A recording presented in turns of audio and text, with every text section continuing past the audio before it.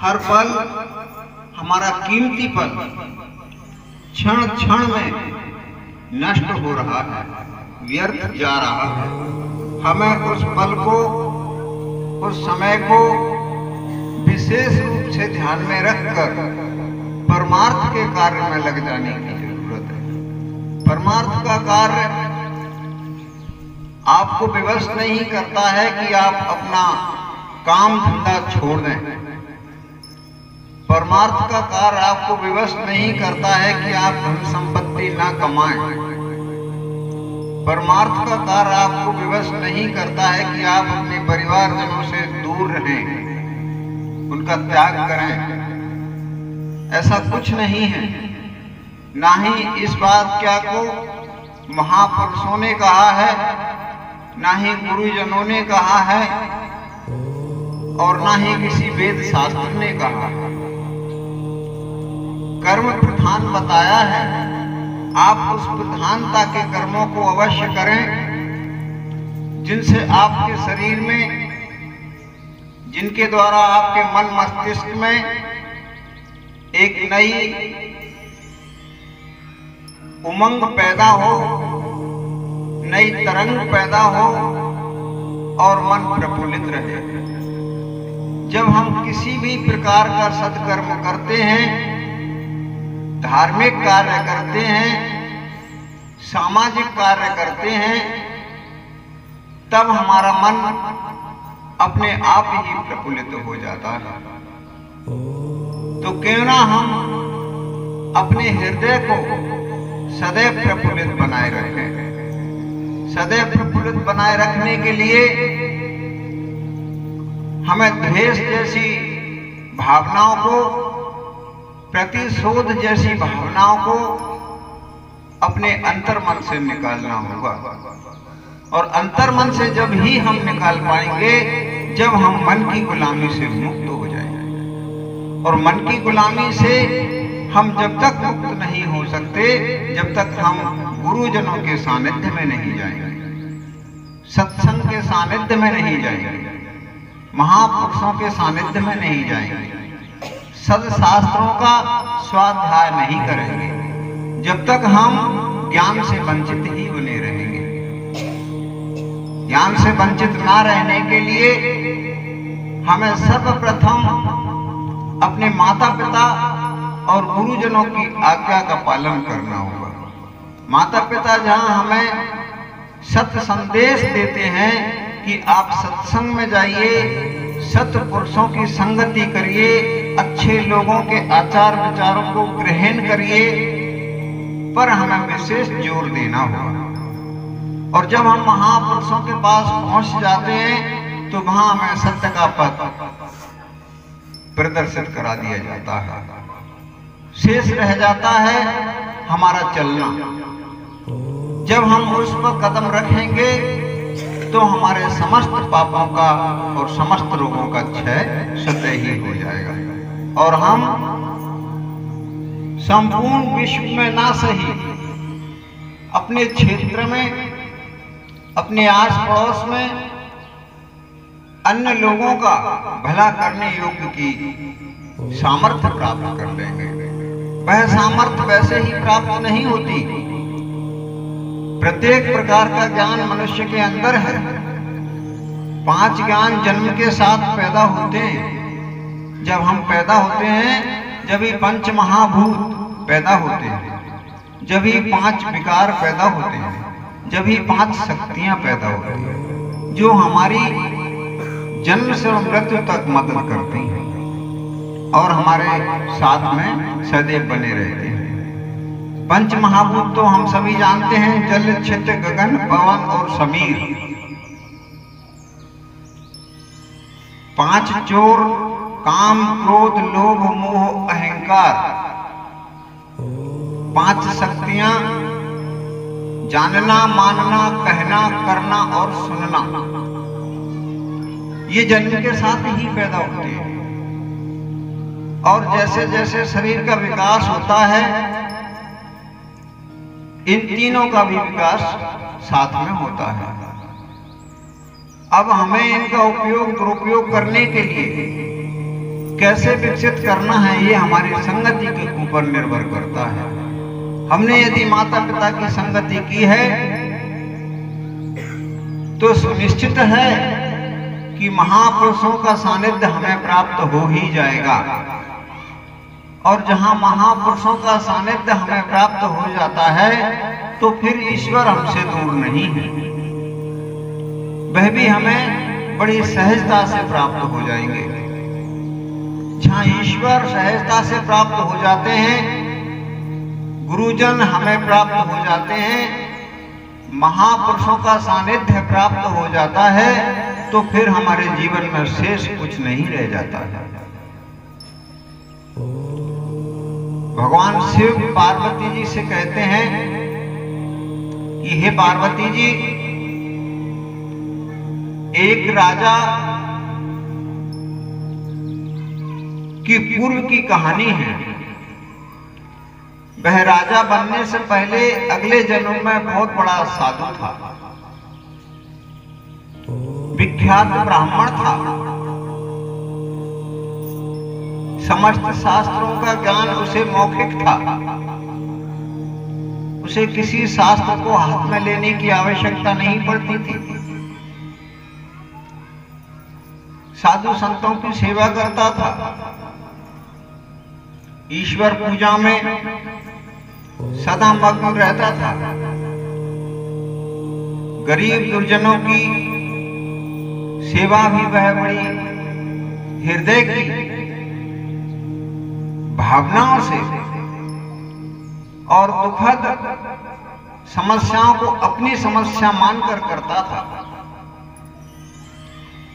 गौओं की सेवा करता था,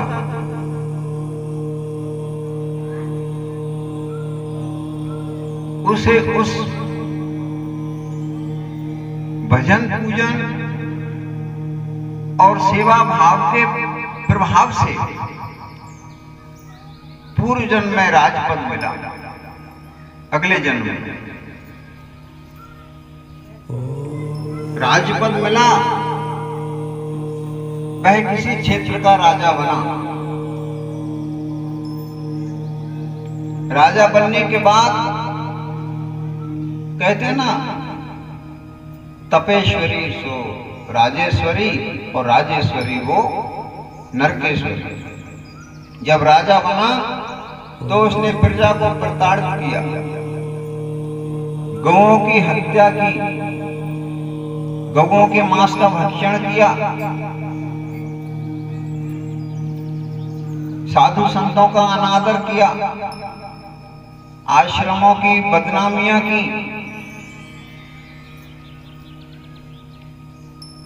उससे समस्त प्राणी दुखी थे। जब भी शिकार पर जाता, जो उसके काम में नहीं आने वाले जीव थे उनकी भी हत्या कर देता था। ऐसा अधर्म किया, ऐसी उद्दंडता की, जिसके प्रभाव से मृत्यु के बाद उसको प्रेत योनि मिली। जब उसे प्रेत योनि मिली तो वह भटक रहा था, उसकी आत्मा भटक रही थी, भूखा प्यासा, कहीं इधर तड़पता कहीं उधर तड़पता। कई वर्षों उसको गुजर गई। कई वर्षें गुजर जाने के बाद किसी संत की कुटिया पर उसका पहुंचना हुआ।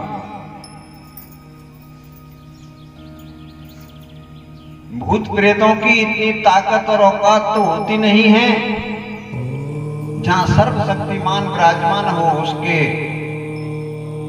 निवास पर वह प्रवेश कर जाए। तो जहां जूते चप्पल और खड़ावें संतों की उतरा करती थी, वहां जाके वह प्रेत बैठ गया और उसने वह संतों के खड़ावों को साफ करना प्रारंभ किया। तो उसको प्रेत योनि से मुक्ति प्राप्त हुई। प्रेत योनि से जब मुक्ति प्राप्त हुई तो वह कौआ बना।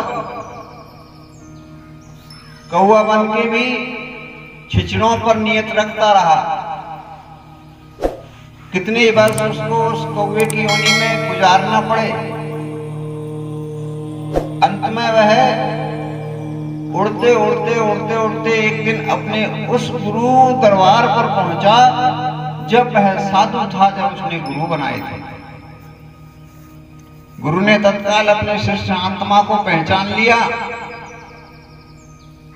और कहा, भाई क्या कर्म ऐसा किया जिसकी वजह से तुम्हें प्रेत योनि और ये काग योनि भोगना पड़ रही है। अपना पूरा वृत्तांत अपने गुरु को सुनाया। फिर गुरु ने उन्हें उस कौवे की योनि से भी मुक्त कर दिया। जब कौवे की योनि से मुक्त हुआ तब उसको एक मानव की योनि गरीब परिवार में प्राप्त हुई। गरीब परिवार में उसके पास ढेर सारी बकरियां थी। वह घर से सुबह ही निकलता था और बकरियों को चरा के शाम को घर वापस लौट आता था। सुसंस्कारी एक लड़की गुरुमुख, ज्ञान में परिपूर्ण, गुरु दीक्षा से ज्ञान को प्राप्त किए हुए वह लड़की से उसका संबंध तय हुआ। जब उसका संबंध तय हुआ, शादी हुई, एक दिन लड़की ने उससे चर्चा की, स्वामी आपके पास कोई गुरु है? उन्होंने कहा, भाई गुरु क्या होते हैं, कैसे होते हैं, कहाँ मिलते हैं और कैसे मिलते हैं? लड़की ने बताया, जो ज्ञानी पुरुष हुआ करते हैं, ज्ञान को बांटते हैं, अंधकार से मनुष्य को प्रकाश में लाते हैं, वह गुरु कहलाते हैं। बोले ये कहाँ मिलेंगे? बोले आप ज्यादा परेशान ना हो, हृदय में विश्वास रख के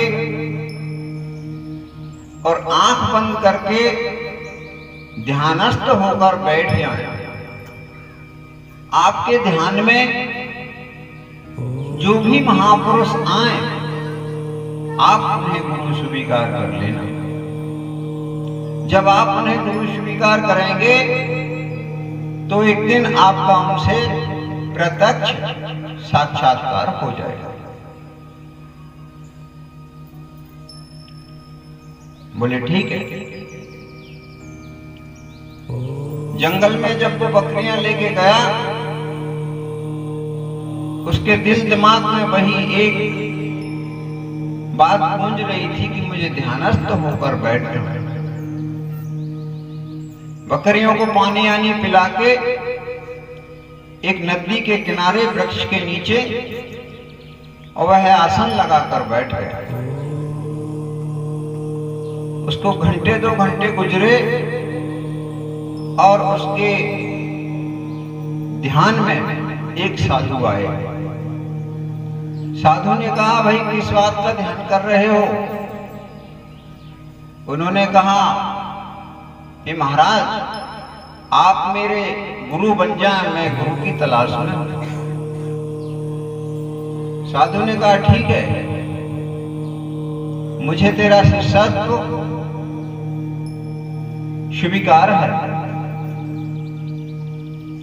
मैंने तुझे अपना शिष्य स्वीकार कर लिया है। अब मैं तेरे को एक मूल मंत्र दे रहा हूं, तू इस मंत्र का सदैव जाप करते रहना और स्मरण रखना कि मन का गुलाम मत बनना। गुरु मंत्र देने के बाद दूसरा मंत्र दिया कि मन का गुलाम मत बनना। मन जो कहे उसे कभी करना नहीं, उसने स्वीकार लिया, हाँ कर ली। बोले ठीक है महाराज। और उसका ध्यान भंग हो गया, साधु चले गए। उसके दिल दिमाग में वही बात गूंजती रही कि मुझे मन का गुलाम नहीं बनना है, मन की गुलामी से मुक्त होना है। अब उसे थोड़ी देर बाद भूख लगती है। जब उसे भूख लगी तो उसकी रोटियों की पोटली बंधी हुई थी, उसने उसको निकाला और उसके दिमाग में आया कि मन ही तो कह रहा है कि रोटी खा ले। गुरु आज्ञा का पालन करना है, पोटली को वापस बांधा और रख दिया। बोले खाना ही नहीं, अब तो गुरु कहेंगे जब खाऊंगा, मन कहेगा तो नहीं खाऊंगा। कुछ क्षणों बाद उसको फिर प्यास ने सताया, त्रैसा और क्षुधा जब ये सताती हैं तो कुछ देखा नहीं जाता। भूख और प्यास को मिटाने के लिए मनुष्य व्याकुल हो जाता है, परंतु उसने परित्याग किया। जैसे प्यास लगी, पानी पीने का प्रयत्न उसने बनाया।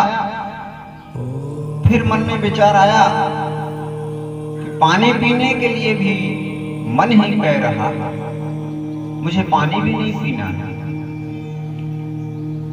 नदी में से खोबे को भर लिया और उसी में उसने उसको छोड़ दिया। अब तो वह परेशान होने लगा, लेकिन परेशानी को महसूस नहीं किया। वह बड़ा प्रसन्न था, खुश था कि मुझे गुरु आज्ञा पालन करने का एक अवसर प्राप्त हुआ है, मैं इस अवसर को व्यर्थ नहीं जाने दूंगा। हृदय से, सत्य भावनाओं से उसने जब गुरु आज्ञा का पालन किया तो इंद्र का सिंहासन हिलना प्रारंभ हो गया। उसको लगा कि ये पता नहीं कौन सी तपस्या करने में मग्न हो गया है, कहीं ऐसा ना हो कि मेरा राज शासन चला जाए। इधर संध्या का समय होता जा रहा था। संध्या वेला के बाद विचार आता है कि अब मैं बकरियों को लेके और घर की ओर प्रस्थान करूं। तब दिमाग में आया कि ये भी मन कह रहा कि घर चलो, नहीं मुझे जाना ही नहीं। थोड़ा सा त्याग किया कि बकरियां जैसे पशु उससे इतने आकर्षित हो गए कि वह उसको छोड़कर इधर उधर तक नहीं जा पा रहे थे। उसी के चारों ओर भ्रमण कर रहे थे और बैठ गए, आराम करने लगे। संध्या वेला हो चुकी थी, रात्रि गुजार दी। प्रभात जब हुआ तब इंद्र ने सोचा कि भाई अब क्या करूं। वह विष्णु जी के पास गए। विष्णु ने कहा, कहाँ इंद्र देवता, कैसे आगमन हुआ, स्वागत है, आइए। इंद्र देवता कहते हैं, हे स्वामी, जंगल में एक बकरियों का चरवाहा है, उसने थोड़ा सा ही त्याग किया है कि मेरा सिंहासन हिलना प्रारंभ हो गया। और वह पता नहीं क्या उसकी मनसा है, क्या करना चाहता है। विष्णु जी ने कहा, इंद्र आप व्यर्थ घबरा रहे हो, वह तो अपने गुरु आज्ञा का पालन कर रहा है, आपको घबराने की आवश्यकता नहीं है। तो प्रभु मैं क्या करूं? बोले आप तो निश्चिंत रहें, अपना कर्म करो। बोले नहीं प्रभु, वह मर जाएगा कल से भूखा प्यासा। मजबूर किया विष्णु जी को इंद्र और विष्णु दोनों आने का प्रयोजन जब बनाने लगे तो इंद्र का मन प्रबल हुआ और विष्णु जी को बोलते हैं कि आ जाओ, देख ही लेते हैं विष्णु जी। विष्णु जी ने कहा ठीक है। मन बड़ा विचित्र होता है, जब थपेड़े मारता है तो सत्य रास्ते से भ्रमित कर देता है। इंद्र जब अपने स्वर्ग में आ गए और उन्होंने अपने जल देवता को कहा कि तुम इतनी जल की वृष्टि कर दो कि ये चरवाहे के मुंह तक पानी आ जाए, ये तो कुछ करने वाला है और मुझे खतरा नजर आ रहा है। जल देवता ने इतनी वृष्टि की कि उसके सर तक पानी हुआ। उसने अपने बचाव के लिए किसी पत्थर को टटोल टटाल के उसके ऊपर खड़ा हुआ तो पानी मुंह तक रह गया। चाहा कि मैं पानी पी लूं, ये तो कुदरत ने दिया है, मैंने प्रयास नहीं किया है इसे पीने के लिए, परंतु मन में ख्याल आया कि पीने की इच्छा तो मन ही कर रहा है, मुझे नहीं पीना। उसने अपना मुंह बंद कर लिया। अब तो इंद्र और घबरा गया। उधर विष्णु जी ने सोचा कि ये व्यक्ति मर ना जाए। इंद्र की जरा सी गलती के कारण एक गुरु भक्त को ना खो दें, इसलिए इंद्र को बुलावा भेज दो। और भाई इंद्र, उस व्यक्ति के पास हमें चलना है, वह तो हमारा परम भक्त है। तो विष्णु इंद्र दोनों ही फिर उसके पास पहुंचते हैं और वह कहते हैं कि भाई हम भगवान हैं, विष्णु जी और ये इंद्र देवता जी हैं, आप अपने दृढ़ संकल्प को तोड़ दीजिए, मन की आज्ञा को न मानते हुए हमारी आज्ञा मानकर जल और अन्न ग्रहण करो और अपनी बकरियों को लेके अपने घर की तरफ प्रस्थान करो। व्यक्ति ने सुंदर सा एक शब्द कहा कि आपकी वाणी फलित हो, आप देवता हो, आप भगवान हो, मेरा तो जीवन ही धन्य हो गया, परंतु मैं विश्वास कैसे करूं कि आप विष्णु जी हैं और आप इंद्र देवता हैं। विष्णु जी कहते हैं कि विश्वास कैसे होगा?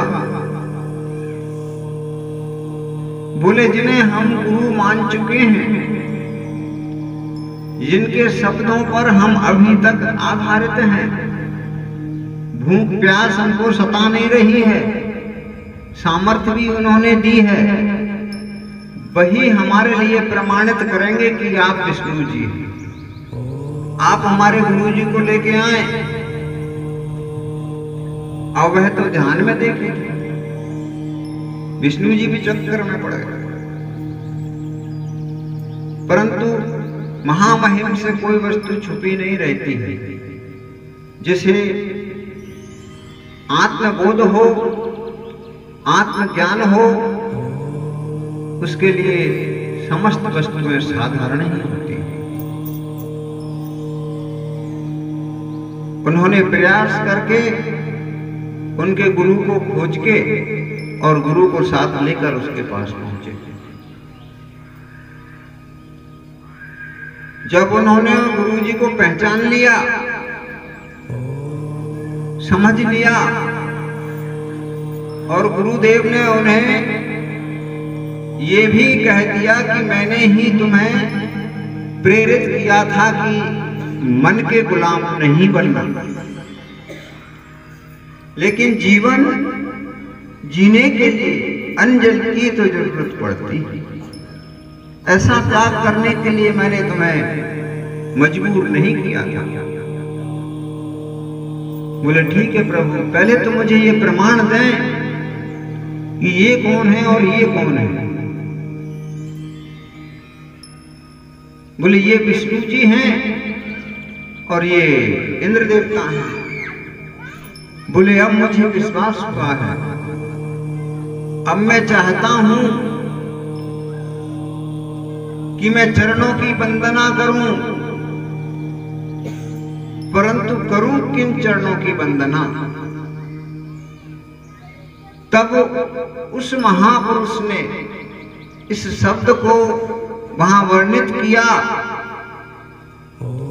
गुरु गोविंद दो खड़े काके लागू पाए, बलिहारी गुरु आपकी जिन गोविंद दियो बताए।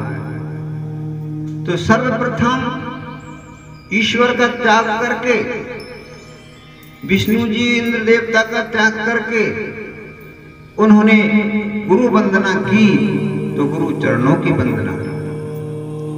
तो गुरु भक्ति में वह तासीर है, वह बल है, वह बुद्धि, वह विवेक, वह ज्ञान है कि मनुष्य डूबते डूबते भी अगर गुरु मंत्र का एक बार स्मरण कर ले, स्मरण मात्र से उसके जीवन की नौका किनारे से लग जाती है और वह डूबने से बच जाता है। इसलिए हमें अपने जीवन में सदैव महापुरुषों की संगति, सदशास्त्रों की संगति, माता पिता और गुरु की संगति विशेष अनिवार्य है। तो जिसने इन संगतियों को कर लिया, इनसे ज्ञान ग्रहण कर लिया, उनके जीवन में ना ही तो कभी दुख आएंगे और ना ही कोई विपदा उन्हें सता पाएगी। इसी के साथ मैं अपनी वाणी को विराम देता हूँ। सभी को सादर हरि ओम।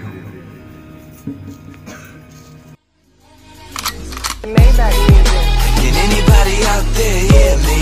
Hear me?